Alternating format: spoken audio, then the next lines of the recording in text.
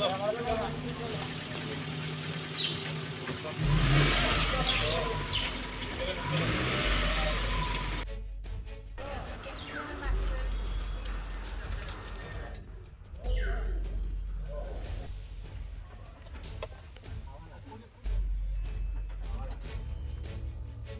PS case number 66 2022 মোকদ্দমায় 4 জন আসামি রতন সাহা, এলাস নন, প্রদ্যুৎ দে, অজয় সরকার এবং সঞ্জীব দেবনাথ।